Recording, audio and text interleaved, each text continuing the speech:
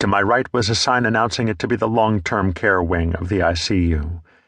The hall was almost empty, with just a pair of nurses shuffling along and a single old man staring through a glass pane.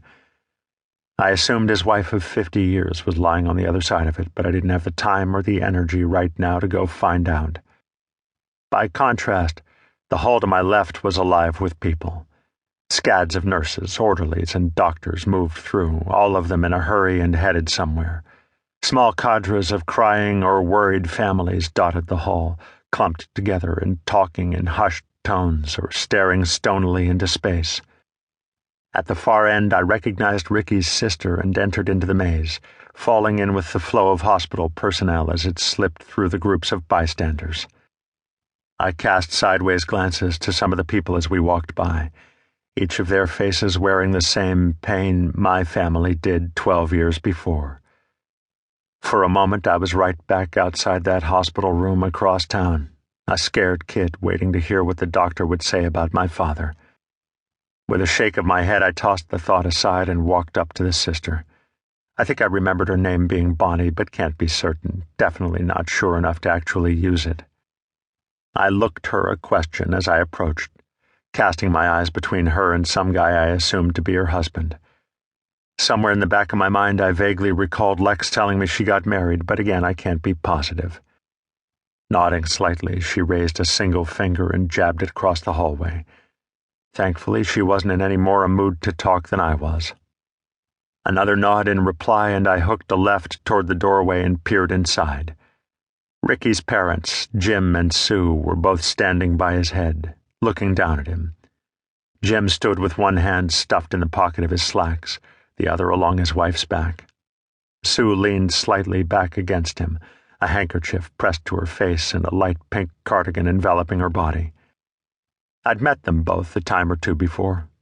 They both knew Ricky and I didn't exactly like each other, though sensed the begrudging respect we gave one another. They were both nice enough people to treat me much the same way. In the opposite corner sat Lex in a chair she'd dragged up alongside the bed. I could only see the right profile of her face in the dim light of the room, though it appeared clean and bruise-free. Her eyes were red but dry. Her blonde hair was roughly pulled back in a tangle from her face. She sat leaning forward in the chair, an oversized gray hooded sweatshirt swallowing the top half of her. The bottom half was dressed in jeans and running shoes as she idly chewed on her fingernails. Something told me hers were in even worse shape than mine. Using the back of my hand, I rapped softly on the door twice and stepped inside. All three heads snapped towards me, the knocks sounding like cannon fire in the silent room. The only other sound was the persistent beeping of a heart monitor and the rise and fall of a breathing apparatus. Lex was on her feet before I got a step into the room. She buried her head in my chest and wrapped her arms around me, squeezing so tight a pair of vertebrae in my lower back cracked. As she did, she tried to keep her face turned away from me, but the enormous lump behind her ear and rainbow of color along her jaw were too obvious to ignore. "Oh," she whispered. One hand I slid to the back of her head, the other around her shoulders, and drew her in tighter. Despite standing nearly 5'10", she was still a half-foot shorter than me, more than that in my boots. A mixture of pain and anger welled in my throat as the image of her face filled my mind. Consciously, I swallowed it down. "Hey, you," I whispered back. Jim and Sue Borden both watched us silently, their expressions flat. Looking over Lex's head, I slid my gaze to Ricky laying prone in the bed and asked, "How's he doing?" Sue's face crinkled as if she were going to cry, and she pressed the handkerchief back into place. Jim pulled her a fraction closer and said, "He's hanging in there. A lot of damage, but the doctor says it's mostly cosmetic."